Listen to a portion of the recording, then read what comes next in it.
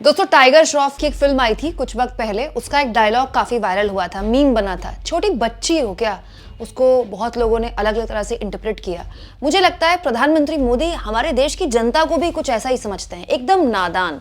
इतना नादान कि उस जनता को कोई भी बरगला लेता है, कोई भी फुसला लेता है, कोई भी बहला लेता है। दोस्तों प्रधानमंत्री मोदी संसद तो आते नहीं। संसद का शीतकालीन सत्र पहला हफ्ता काम नहीं हुआ, हंगामा होता रहा। चलिए हंगामा हो रहा है नहीं हो रहा है, कम से कम संसद तो आना चाहिए प्रधानमंत्री मोदी को। जिस दिन संसद शुरू होने वाली होती है, सत्र शुरू होने वाला होता है, मोदी जी मीडिया के आगे बोलते हैं और बोलते हैं कि हम चर्चा के लिए तैयार हैं, और मोदी जी संसद में दिखते नहीं है। मतलब मोदी जी संसद तो आते होंगे लेकिन संसद की कार्रवाई में नहीं दिखते हैं।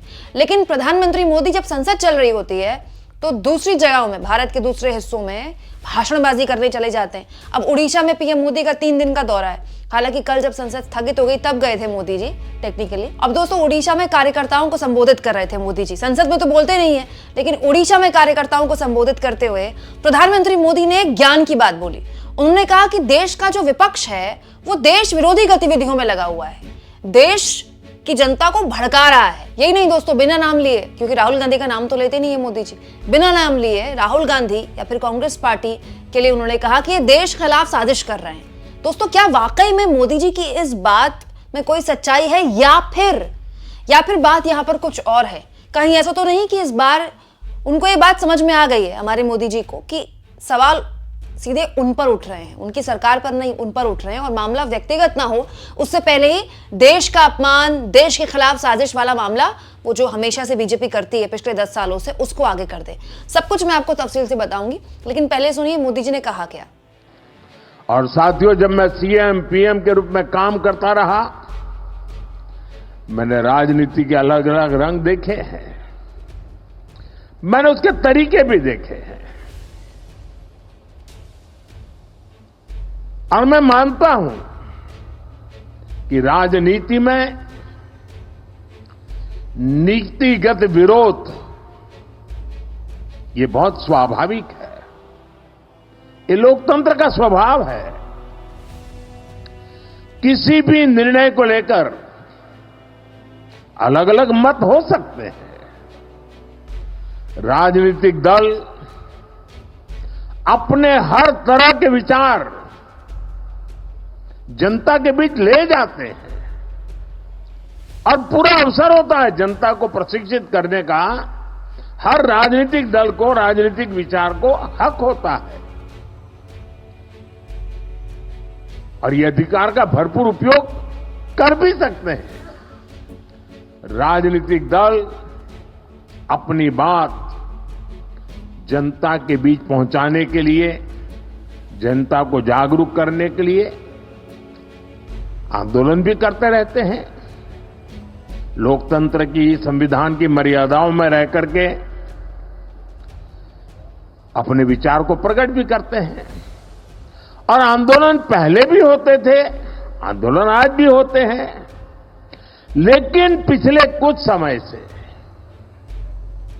एक बहुत बड़ा बदलाव आप सभी महसूस कर रहे होंगे। भारत की संविधान की भावनाओं के उसे कुचल दिया जाता है। लोकतंत्र की सारी मान मर्यादाओं को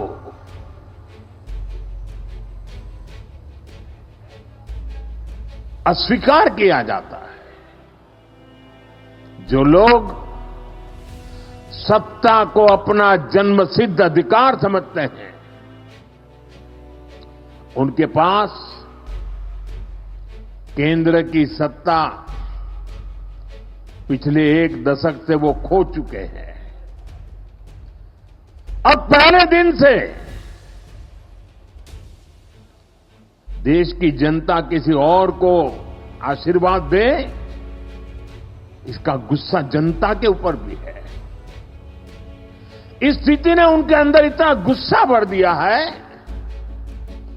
कि वो देश के खिलाफ साजिश करने में जुटे हैं। दोस्तों विपक्ष को सत्ता विरोधी तो हर कोई बोलता था, लेकिन ये अपने आप में पहली सरकार मैंने देखी है जो विपक्ष को देश विरोधी घोषित करती है।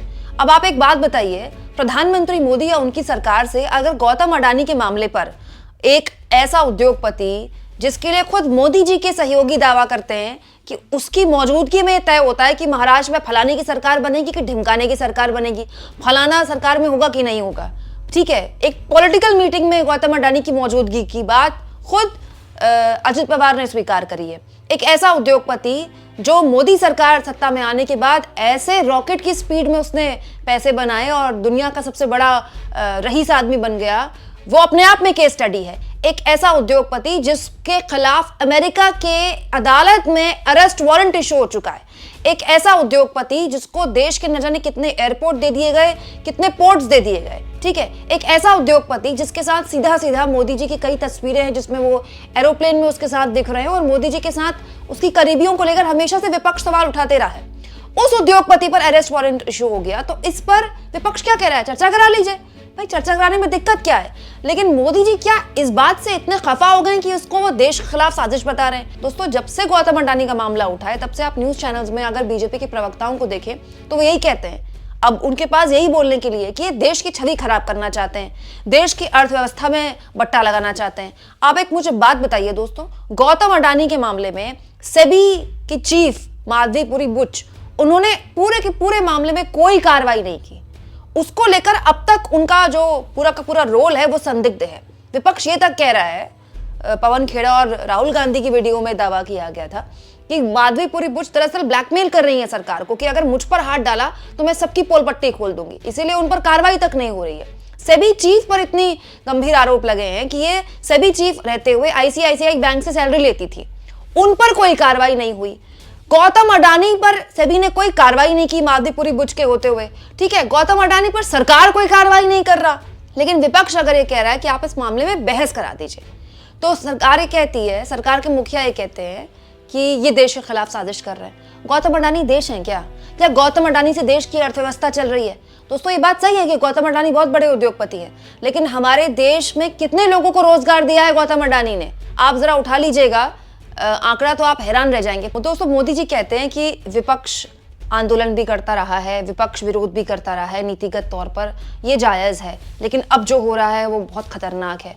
तो मोदी जी क्या चाहते हैं? राहुल गांधी, ममता बनर्जी या फिर जो भी विपक्ष के नेता बचे हुए हैं वो मोदी जी के साथ बैठक करें, अरविंद केजरीवाल मोदी जी के साथ बैठक करें, मीटिंग वगैरह करें और बोले मोदी जी बताइए आपको किस तरह का विरोध चाहिए। फिर मोदी जी उनको बताएं, देखिए आप यहाँ यहाँ यहाँ यहाँ मेरा विरोध कर सकते हैं, यहाँ यहाँ यहाँ आप मेरा विरोध मत कीजिएगा। ऐसे तो नहीं होता ना दोस्तों, विरोध तो ऐसा ही होता है। सत्ता पक्ष अगर विपक्ष की संसद के अंदर बात नहीं सुनेगा तो विपक्ष क्या करेगा? विरोध करेगा, और बीजेपी तो इसमें माहिर रही है। दोस्तों, बीजेपी जब विपक्ष में थी, अरुण जेटली ये बोलते थे कि लोकतंत्र के अंदर विपक्ष का जो एक हंगामा करने का एक तरीका है सदन के अंदर, ये भी लोकतंत्र का हिस्सा है। अच्छा, जब मनमोहन सिंह की सरकार थी तो पूरा का पूरा सत्र हंगामे की भेंट चढ़ जाता था, पूरा का पूरा सत्र। तब मैंने कभी नहीं सुना कि हाई टैक्स पेयर का इतना पैसा बर्बाद हो गया, और हर दिन अब यही होता है, टैक्स पेयर का इतना पैसा बर्बाद हो गया। अजीब बात यह है, कहा जाता है कि संसद में विपक्ष के हंगामे की वजह से संसद धुल गई, संसद में कामकाज नहीं हो पाया। विपक्ष का हंगामा नहीं, सरकार अडानी के मुद्दे पर बात करने को राजी नहीं है, बहस नहीं करवा रही, हंगामा इस बात पर हो रहा है।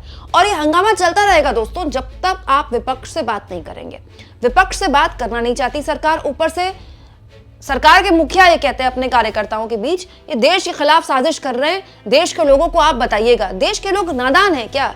देश के लोग जानते नहीं है क्या? देश के लोग राजनीतिक तौर पर कितने समझदार हैं? 2024 में मोदी जी को नतीजों में उन्होंने बता दिया है, लेकिन फिर भी देखिए कितनी रणनीतिक तौर पर पूरे के पूरे विपक्ष को एक तरह से टारगेट किया जा रहा है कि ये देश के खिलाफ साजिश रच रहे हैं। गौतम अडानी से सवाल पूछो तो देश के खिलाफ साजिश रच रहे हैं, मोदी से सवाल पूछो तो देश के खिलाफ साजिश रच रहे हैं, बीजेपी से सवाल पूछो तो पाकिस्तान भेजने की बात करते हैं। तो किया जाए दोस्तों? विपक्ष विरोध करे तो करे कैसे? दोस्तों, ये जो चलन है जिसमें सत्ताधारी दल, उनके मुखिया विपक्ष को एक तरह से राक्षस की तरह दिखाते हैं, विपक्ष को दिखाते हैं कि ये देश के सबसे बड़े दुश्मन, ही गलत है। क्योंकि जब आप चुनाव लड़ते हैं तो चुनाव में दोनों पार्टियों की तरफ जनता वोट करती है। हरियाणा के चुनाव में मोदी जी ने बीजेपी को वोट करने वालों को देशभक्त कह दिया था। लोकसभा चुनाव में बीजेपी को बहुत बड़े स्तर पर वोट नहीं मिला है अलग अलग राज्यों में, तो जिन लोगों ने बीजेपी को वोट नहीं किया वो देश विरोधी हो गए क्या? मतलब राष्ट्रभक्त नहीं है क्या? ये गलत बात है। दोस्तों, आपको क्या लगता है, इस तरह की बातें क्या प्रधानमंत्री मोदी को शोभा देती हैं? अब तो कम से कम ये सब नहीं बोलना चाहिए मोदी जी को। कमेंट बॉक्स में जरूर लिखें और जितना हो सके चैनल को शेयर करें, सब्सक्राइब करें और थैंक्स फॉर ज्वाइन के ऑप्शन से अगर आप चाहें तो कुछ आर्थिक मदद भी चैनल की जरूर करें।